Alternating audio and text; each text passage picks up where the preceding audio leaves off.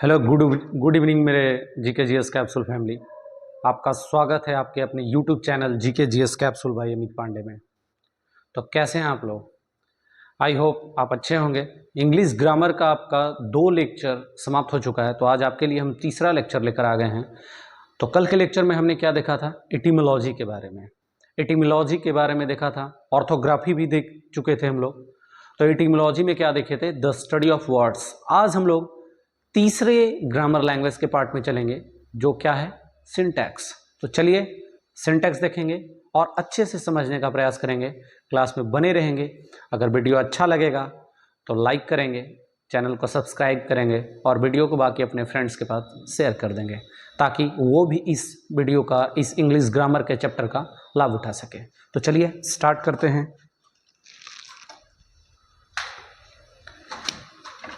तीसरा क्या था?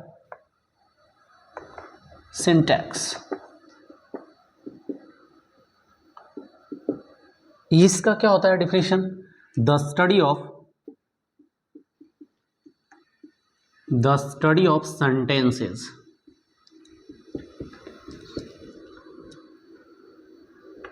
The study of sentences. जहां पर हम सेंटेंस का स्टडी करेंगे उसको क्या कहेंगे? सिंटैक्स कहेंगे। ठीक है। तो इसमें मैंने बताया था, बहुत सारा एग्जांपल दिया था आपको कि tense, voice, narration, subject verb agreement, ये सब जितने भी सेंटेंस पढ़ने हैं, ये सब ग्रामर का जो टॉपिक है जिसमें सेंटेंस ही सिर्फ पढ़ना है। तो चलिए आज स्टार्ट करते हैं। तो सबसे पहले आज हम सेंटेंस के बारे में समझेंगे कि how many types of sentences.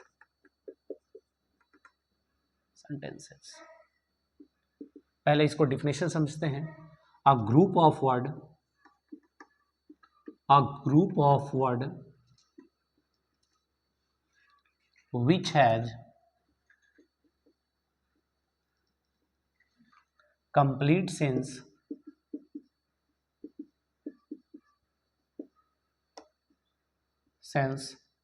is called sentence. A group of word which has complete sense is called sentence. कहने का मतलब a group of word, शब्दों का समूह, which has complete sense, जो एक complete sense देता है, complete meaning देता है, उसको sentence कहते हैं। फॉर एग्जाम्पल, जैसे अगर एक सेंटेंस अगर मैं बोलूं कि क्या, आई am calling you, I am calling you, ये क्या है? एक सेंटेंस है। इसको टेंस में हम जानेंगे कि ये प्रेजेंट कंटिन्यूअस का सेंटेंस है। तो कैसे है? तो खैर वो वहां पर टेंस में हम समझेंगे, लेकिन यहां पर समझना है एक सेंटेंस है, आई एम कॉलिंग यू, यानी मैं तुम्हें बुला रहा हूं। ठीक है। तो ये क्या क्या से मिलकर बना है दोस्तों? आई क्या है? आई यहां पर सब्जेक्ट है। एम क्या है? एम हेल्पिंग वर्ब है। कॉलिंग क्या है? ये मेन वर्ब है। और यू क्या है? यहां पर ऑब्जेक्ट है। तो group of word, her word देखिए अलग अलग, आई एक अलग है, एम एक अलग वर्ड है, कॉलिंग एक अलग वर्ड है, यू एक अलग वर्ड है। तो ग्रुप ऑफ वर्ड जब एक कंप्लीट मीनिंग दिया तो इसको सेंटेंस कहेंगे।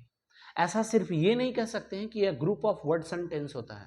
अ ग्रुप ऑफ वर्ड सेंटेंस नहीं, a group of word which has complete sense, जो एक कंप्लीट सेंस देगा। ठीक है। तो ऐसा नहीं है, नहीं तो हम कुछ भी बोल सकते थे, आई एम कॉलिंग यू आई। तो एम कॉलिंग यू आई का कुछ मतलब बनेगा क्या? नहीं बनेगा। वो भी तो एक ग्रुप ऑफ वर्ड है। तो ग्रुप ऑफ वर्ड नहीं होना चाहिए, वो एक कंप्लीट सेंस देगा, तब उसको सेंटेंस कहेंगे। इतनी बात आप समझ गए हैं? तो चलिए सेंटेंस का टाइप समझते हैं कि how many types of sentences, sentence कितने टाइप के होते हैं। ठीक है। तो चलिए सबसे पहले स्टार्ट करते हैं। 5 टाइप्स। अगर कोई भी पूछता है आपसे सेंटेंस के बारे में, कितने टाइप का सेंटेंस है, तो राउंड अबाउट लगभग सारे स्टूडेंट्स यही बताते हैं कि 5 टाइप्स के सेंटेंस होते हैं। तो चलिए आपको हम बताते हैं कि कितने टाइप से होते हैं। सेंटेंस 5 टाइप से भी होते हैं, 4 टाइप से भी होते हैं, 3 टाइप से भी होते हैं और 2 टाइप से भी होते हैं। बट आपको एक्सप्लेन करने आना चाहिए कि अगर मान लो कि आप 3 टाइप्स ऑफ सेंटेंस बोल रहे हो, तो उसमें 3 टाइप्स ऑफ सेंटेंस में कौन कौन सेंटेंस आता है। 4 टाइप बोल रहे हो तो उसमें क्या क्या आता है, उससे बाहर और कुछ नहीं होना चाहिए। 5 टाइप्स ऑफ सेंटेंस में क्या क्या होता है, तो चलिए देखते हैं। सबसे पहले टाइप्स ऑफ सेंटेंस, इसको इरेज कर देते हैं। चलिए, types of sentences. Types of sentences. सबसे पहले 5 टाइप्स देखते हैं। 5 टाइप्स में क्या क्या आएगा? तो assertive sentence, interrogative, imperative, exclamatory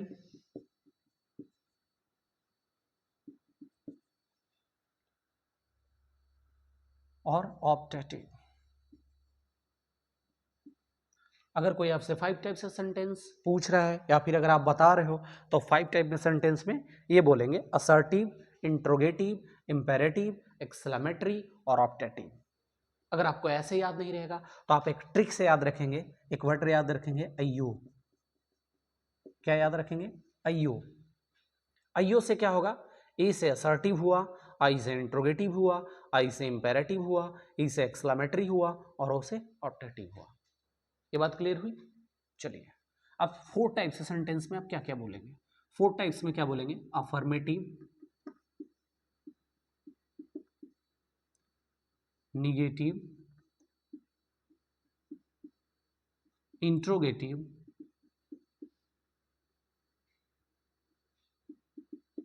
और इंट्रोनिगेटिव।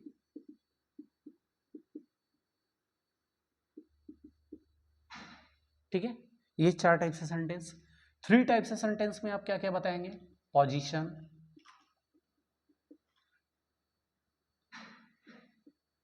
पोजीशन और एक्शन। ठीक है, अब 2 टाइप से सेंटेंस में आप क्या क्या बताएंगे? एक्टिव, पैसिव, एक्टिव और पैसिव। चलिए अब सारे सेंटेंस का टाइप समझते हैं कि आखिर किस किस में आप इस्तेमाल करते हैं, कौन कौन सा ग्रामर का टॉपिक में किस टाइप से सेंटेंस पढ़ते हैं। सेंटेंस इतने टाइप से होते हैं, बेसिकली आप जानते हैं 5 टाइप से, आपको मैंने इतने टाइप से भी बता दिया, तो सबका यूजेज देख लेते हैं। 5 टाइप ऑफ सेंटेंस में क्या होगा? अगर आप नारेशन पढ़ते हैं, नारेशन जो टॉपिक पढ़ाएंगे तो ये 5 टाइप्स ऑफ सेंटेंस आपको पूरा डील करेंगे, उसमें बताएंगे।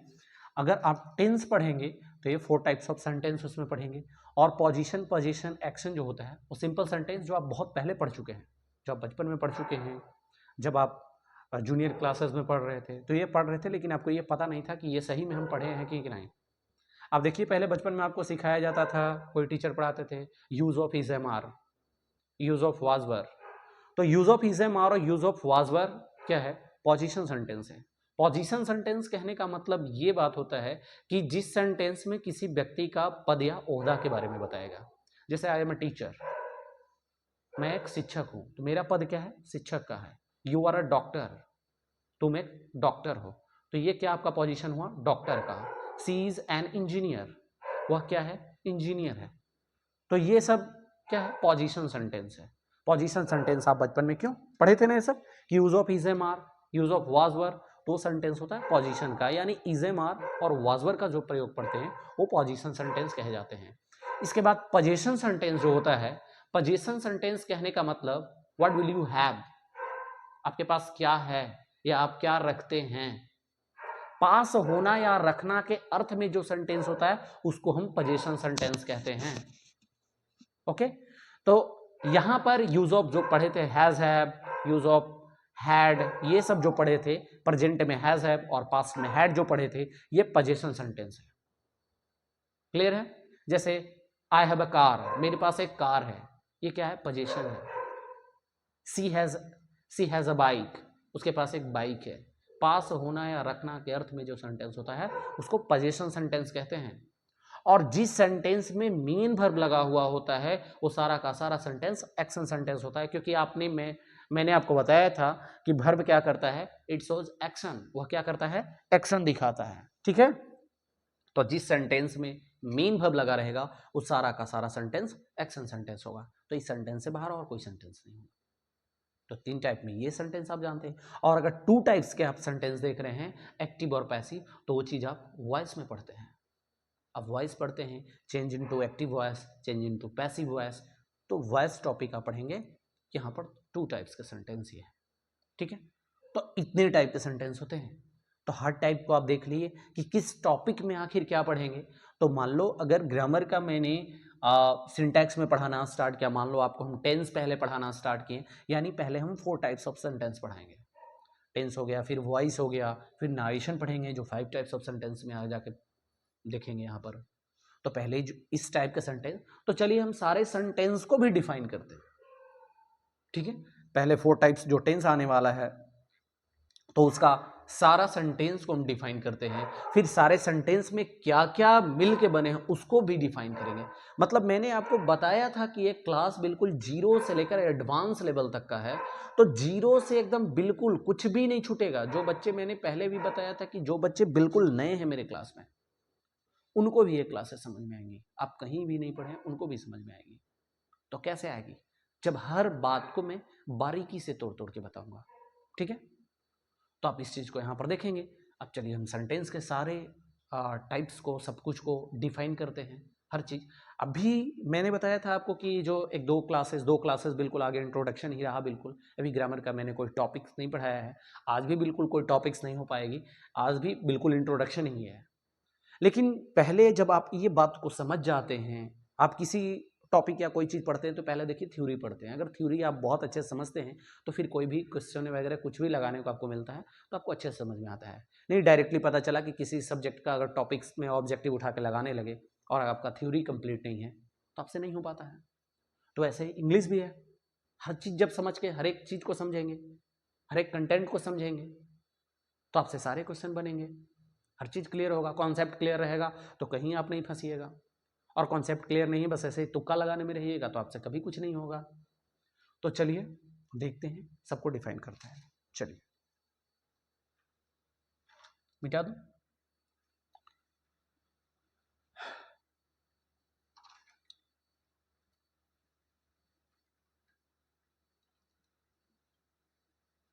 चलिए 4 टाइप्स ऑफ सेंटेंस में जो देखेंगे वो पहला क्या देखेंगे, 4 टाइप्स ऑफ सेंटेंस जो बोले थे उसमें पहला क्या देखेंगे, affirmative.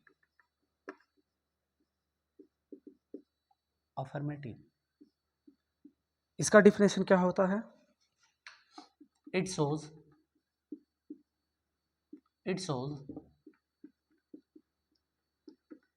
Positive meaning. It shows positive meaning, यह क्या करता है? पॉजिटिव मीनिंग को दिखाता है, ठीक है। फॉर एग्जाम्पल जो सेंटेंस मैंने बोला था क्या, आई am calling you, I am calling you, एक पॉजिटिव मीनिंग दे रहा है, मैं आपको बुला रहा हूं, ठीक है, कोई दिक्कत नहीं है। दूसरा देखते हैं क्या है, निगेटिव।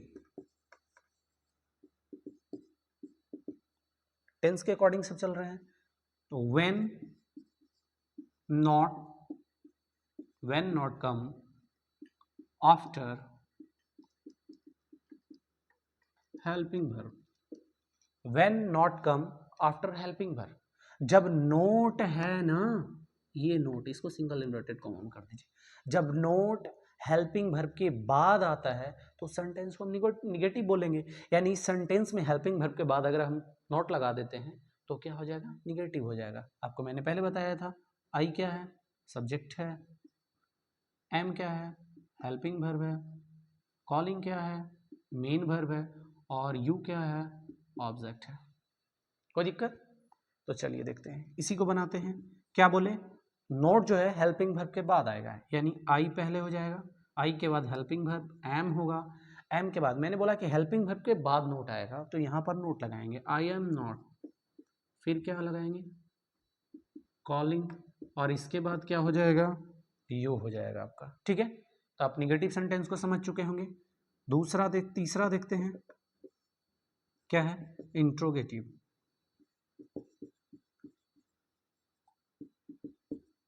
इंट्रोगेटिव सेंटेंस क्या होता है, तो यहां पर इससे ही देखिए, when helping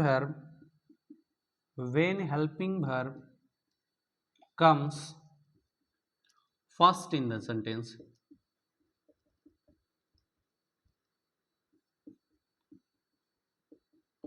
when helping verb comes first in the sentence is called interrogative sentence। जब सेंटेंस में हेल्पिंग वर्ब पहले आएगा तो उस सेंटेंस को क्या कहेंगे?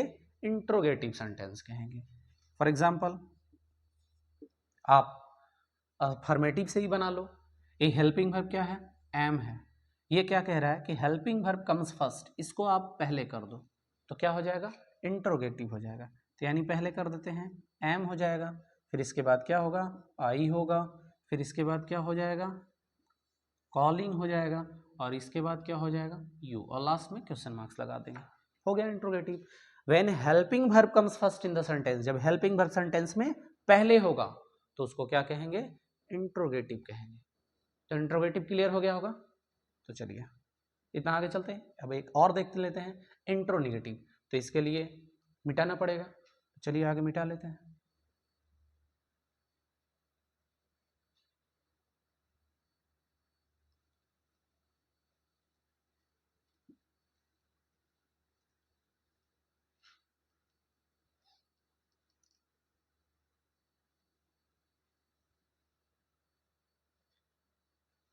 इंट्रोनिगेटिव,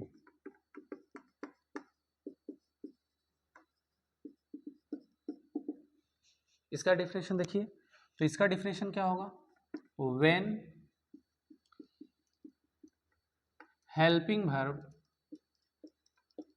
comes first and not come after subject. When helping verb comes first and not come after subject in the sentence.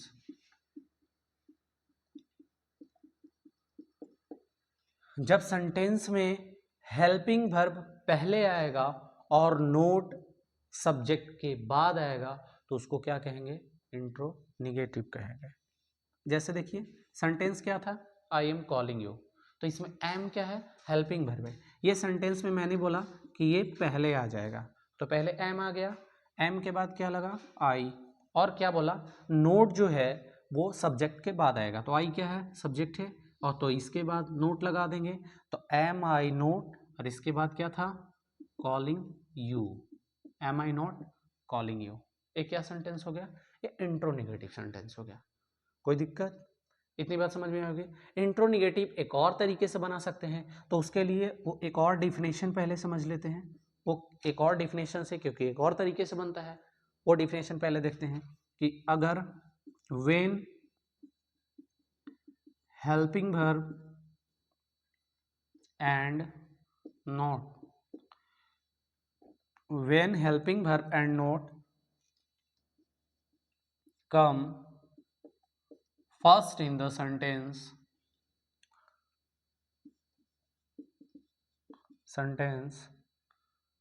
is called इंट्रोनिगेटिव। जब हेल्पिंग वर्ब और नोट दोनों सेंटेंस में पहले आएगा तो क्या हो जाएगा? इंट्रोनिगेटिव सेंटेंस हो जाएगा। ठीक है, कोई दिक्कत नहीं। इतनी बात समझ में आई? नहीं आई होगी कि सर दोनों पहले कैसे आ सकता है? हेल्पिंग वर्ब भी पहले आ जाए और नोट भी पहले आ जाए, ये कैसे संभव है? कोई तो एक ही पहले आएगा ना, या तो हेल्पिंग वर्ब होगा या तो नोट होगा, और आपने लिखा है डिफिनेशन कि दोनों पहले होगा। तो क्या करेंगे बाबू? हेल्पिंग वर्ब और नोट दोनों का शॉर्ट की अगर यूज कर देते हैं तो हो जाएगा क्या? दोनों पहले। तो एम नोट का शॉर्ट की नहीं होता है, इसलिए यहां आरंट ही लिखते हैं, तो इसको लिख देंगे आरंट, और इसके बाद सब्जेक्ट लिखेंगे I calling you. Aren't I calling you. अब इसमें क्या बोल सकते हैं कि हेल्पिंग वर्ब नोट दोनों पहले है। क्या कह सकते हैं कि हेल्पिंग वर्ब से पहले है, नोट पहले नहीं है, या फिर नोट पहले है, हेल्पिंग वर्ब पहले नहीं है, दोनों पहले है। तो ये तरीका से भी आप इंट्रोनिगेटिव बना सकते हैं। तो इसके लिए ये डिफिनेशन समझना जरूरी था। अब चलिए यहाँ पर देख लिए, जब शॉर्ट की बात कर ले तो टोटल कितना हेल्पिंग वर्ब होता है वो सबका शॉर्ट की देखते हैं। टोटल 13 हेल्पिंग वर्ब होते हैं, तो सारे 13 हेल्पिंग वर्ब का शॉर्ट की भी देख लेंगे हम। ठीक है, तो चलिए इतनी पूरी बात आपको समझ में आई होगी। तो चलिए इसको क्या करते हैं? इरेज कर देते हैं। कोई दिक्कत है? नहीं ना? चलिए तो अब देख लेते हैं short key of some helping verb. Short key, short key, short key direct लिखो ना, शॉर्ट के ऑप्शन हेल्पिंग वर्ब्स समझ सकते हैं। तो अगर मान लो कि इज प्लस नोट है तो क्या हो जाएगा, इजंट हो जाएगा पहला। दूसरा आर प्लस नोट है, आरंट हो जाएगा। तीसरा एम प्लस नोट है, तो एम नोट का शॉर्ट की नहीं होता है, इसलिए आर नोट का जो शॉर्ट की होता है वही इसमें भी लिखते हैं, तो इसका भी आरंट हो जाएगा। चलिए चौथा डू नॉट, डोंट हो जाएगा। पांचवा डज नॉट, डजंट हो जाएगा। छठा हैज नॉट, हैजंट हो जाएगा। सातवां हैव नॉट,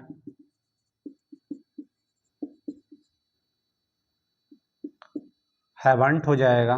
इतने सात क्या होते हैं, ये प्रेजेंट हेल्पिंग वर्ब है, यानी सिर्फ कोई भी टेंस जो प्रेजेंट टेंस होगा सिर्फ उसमें इस्तेमाल किया जाएगा ये, ठीक है। आठवां पास्ट में चार होते हैं, तो वाज नोट क्या होगा, वाजंट हो जाएगा। नवा वर प्लस नोट, वरंट हो जाएगा। और 10वां डिड प्लस नॉट, और डिड प्लस नॉट के शॉर्ट की को हम डिडंट नहीं पढ़ते हैं, इसको डिंट पढ़ते हैं, डिंट। इसके बाद 11वां हैड प्लस नोट, इसको हैडंट पढ़ते हैं,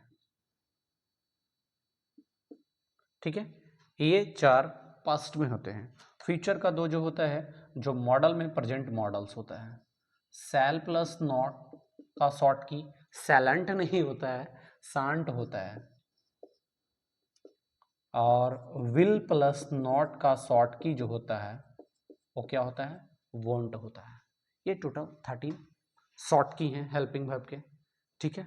आई होप इतनी बात समझ में आएगी। आप एक बार इसको लिखेंगे, अच्छे से याद करेंगे, फाइनल याद होगा। लगभग सारा कुछ तो बहुत इजी है, दो तीन में जो आपको कन्फ्यूजन हो सकता है, तो एक दो बार आप इसको अगर वीडियो को देखेंगे या लिखेंगे, पढ़ लेंगे, तो आपको याद हो जाएगा। दोस्तों आपके लिए देख रहे हैं कितना गर्मी, बहुत ज़्यादा गर्मी है अभी, और इस गर्मी में वीडियो बना रहे हैं। आपको अगर वीडियो पसंद आता है तो वीडियो को दोस्त यही आपका जो लाइक जो है, आपका शेयर वगैरह जो है, सब्सक्राइबर, यही टीचर को क्या करता है, मोटिवेट करता है पढ़ाने के लिए। तो अगर दोस्तों अच्छा लगता हो तो वीडियो को ज़रूर लाइक करें और बाकी फ्रेंड्स और दोस्तों लोग के पास शेयर करें, ताकि वो भी इस अच्छे से इंग्लिश क्लास का लाभ उठा सके। बेसिक से जो क्लास चल रहे हैं, जिनके इंग्लिश वाकई में बहुत वीक हैं, वो इस क्लास का लाभ उठा सकें। खैर ये तो आपकी पसंद है, इसमें तो बस हम रिक्वेस्ट कर सकते हैं आपसे कि आप वीडियो को लाइक कर लो, शेयर कर लो, क्योंकि हर किसी यूट्यूबर का, हर किसी टीचर का लालच होता है, लेकिन अब बच्चों जिनको जो पसंद आएगा वो तो वही करेंगे। आई थिंक ज़रूर पसंद आएगा, इतनी अच्छी क्लासेस चल रही हैं, मैंने बेसिक से बिल्कुल पूरी क्लासेस कर रहे हैं, और आपके लिए देखिए इतना गर्मी में मेहनत कर रहे हैं, तो इतना तो एक्सपेक्ट कर सकते हैं, तो कीजिएगा। Thank you. आगे चलिए बढ़ते हैं। अब शॉर्ट की जान गए दोस्तों, तो इसके पहले मैंने जो सेंटेंसेज चार पढ़ा था, अब हर एक सेंटेंस में कुछ ना कुछ चीज़ मिलकर बना था। जैसे सब्जेक्ट हो गया, हेल्पिंग वर्ब हो गया, मेन वर्ब हो गया, ऑब्जेक्ट हो गया, तो बाकी उन सभी का भी डिफिनेशन के माध्यम से हम पूरी तरह समझेंगे। ऐसे मैंने सिर्फ ये हेल्पिंग वर्ब जो बताया है, टेंस में यूज होने वाले जो हेल्पिंग वर्ब है, और ऐसे वर्ब का एक टॉपिक ही लेकर हम आपका वीडियो लेकर ही आएंगे, जिसमें ये सब सारा और भी बातें बताएंगे, क्या क्या वर्ब्स का कितना टाइप होता है, किसमें क्या पढ़ते हैं, वर्ब का एक नॉर्मल भी आएगा, एक एडवांस लेवल का भी आएगा, तो आगे के क्लास में देखेंगे। अभी जितनी ज़रूरत है सिर्फ उसको इस क्लास में देख रहे हैं। शॉर्ट की वगैरह मैंने इसलिए बता रखा है क्योंकि टेंस में अगर उस टाइप के अगर कॉमन एरर में अगर मैं सेंटेंस का जब प्रैक्टिस करवाऊंगा और दूंगा, और वहाँ पर ये सब अगर यूज़ होंगे तो आप वहाँ पर कन्फ्यूज़ कर जाएगा, इसलिए शॉर्ट की बताना जरूरी था, ठीक है। चलिए अब मैंने शॉर्ट की देख लिया। अब जो मैंने सेंटेंसेज का, चार सेंटेंस का जो डिफिनेशन लिखवाया था, अफर्मेटिव, निगेटिव, इंट्रोगेटिव, इंट्रोनिगेटिव, तो जैसे अफर्मेटिव का डिफिनेशन लिखवाया था तो उसमें मैंने एक एग्जांपल लिखवाया था कि आई एम कॉलिंग यू, ये लिखवाया था एग्जांपल। तो एग्जांपल मैंने बोला था कि ये क्या क्या से मिलके बना है, तो ये सब्जेक्ट है, ये हेल्पिंग वर्ब है, ये मेन वर्ब है, और ये क्या है, ऑब्जेक्ट है। तो आखिर ये आई सब्जेक्ट है, तो ये सब्जेक्ट ही क्यों है, ये ऑब्जेक्ट क्यों नहीं है? यू है वो ऑब्जेक्ट ही क्यों है, सब्जेक्ट क्यों नहीं है? तो ये समझना जरूरी है कि यू को आखिर ऑब्जेक्ट क्यों बोलेंगे, सब्जेक्ट क्यों नहीं है, ये मेन वर्ब भी क्यों है, ये हेल्पिंग वर्ब भी क्यों है।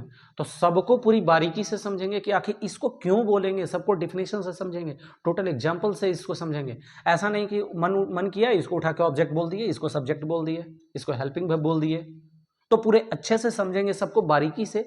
जब मैंने बोला है कि बिल्कुल मतलब हर बात को समझाते हुए चलेंगे क्लासेस में, तो हर बात समझेंगे। ऐसे नहीं कि मैंने एग्जांपल लिखवाया छोड़ दिया आगे फिर बढ़ गए, टाइम लगेगा, आप बहुत अच्छे से इंग्लिश सीखेंगे। ऐसा नहीं कि जो उठा मन में आया उठा के पढ़ा दिए। तो सबसे पहले सब्जेक्ट, तो आप देखिए पहले नंबर सब्जेक्ट, सब्जेक्ट कहते किसका है, तो इसको इसका डिफिनेशन समझेंगे। About, about whom we speak or talk, about whom we speak or talk। About मतलब क्या होता है बाबू, के बारे में। whom मतलब क्या होता है, ये एक WH वर्ड है जिसका मतलब होता है किसे, किसको, या जिसे, जिसको। वी मतलब हम या हम लोग, स्पीक मतलब बोलना, और मतलब या, और टॉक मतलब बात करना। देखिए मैंने सबका हिंदी बता दिया, अब सही से इसको अरेंज कर दीजिए। हम लोग जिस किसी के बारे में बोलते हैं या बात करते हैं, हम लोग जिस किसी के बारे में बोलते हैं या बात करते हैं उसको क्या कहते हैं, सब्जेक्ट कहते हैं। अब ये बात समझ में आखिर क्यों कह रहे हैं? तो एग्जाम्पल में यही एग्जाम्पल अगर मैं लिख देता हूं कि आई एम कॉलिंग यू,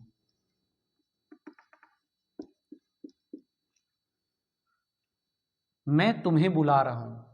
कौन तुम्हें बुला रहा है, मैं बुला रहा हूं।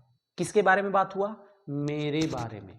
तो जिसके बारे में हम बोलते हैं या बात करते हैं उसको क्या कहते हैं, सब्जेक्ट कहते हैं। अबाउट whom वी स्पीक और टॉक। अब ये बात समझ में आ गई, अब क्लियर हो गया कि आखिर ये सब्जेक्ट क्यों है। तो अब ये अच्छे से आपको समझ में आया होगा कि इसको सब्जेक्ट क्यों बोलते हैं। तो चलिए अब अगला देखते हैं, हेल्पिंग वर्ब।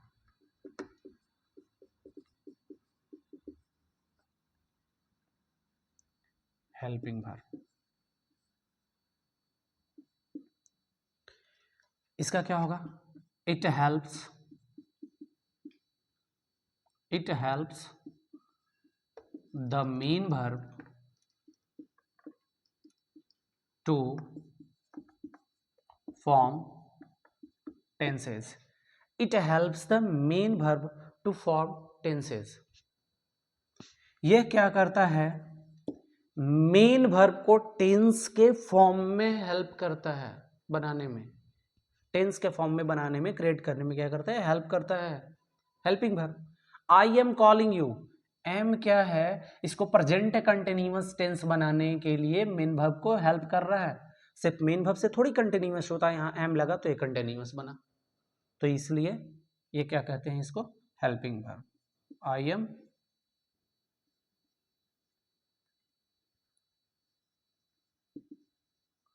कॉलिंग यू, अब यहां पर एम को अंडरलाइन कर लेंगे। इसके बाद तीसरा क्या है, तीसरा है मेन वर्ब। ऐसे ये वर्ब के टाइप में बताएंगे कि मेन वर्ब कैसे दो टाइप के होते हैं वो आपको बताएंगे, लेकिन यहां पर सिर्फ डिफिनेशन और ये समझेंगे, ठीक है। ये क्या है, ये पहले भी देख चुके हैं, इट शोज एक्शन। यह क्या करता है, एक्शन दिखाता है। जो सेंटेंस एक्शन दिखाते हैं वो सेंटेंस मेन वर्ब कहे जाते हैं। कोई दिक्कत है, नहीं दिक्कत है, आई थिंक बिल्कुल दिक्कत नहीं होगा। तो इट्स वॉज एक्शन, तो एग्जाम्पल में यही लिखिए, आई एम कॉलिंग यू। यहाँ पर कॉलिंग क्या हो गया, मेन वर्ब। एक्शन क्या हो रहा है, बुलाने का एक्शन हो रहा है, क्या एक्शन हो रहा है? बुलाने का एक्शन हो रहा है। तो जो एक्शन होगा उसको मेन वर्ब कहेंगे, कोई दिक्कत नहीं। चौथा देखते हैं, ये समझना जरूरी, ऑब्जेक्ट। सब्जेक्ट और ऑब्जेक्ट समझना में ज़्यादा जरूरी होता है। ऑब्जेक्ट क्या होता है? Which is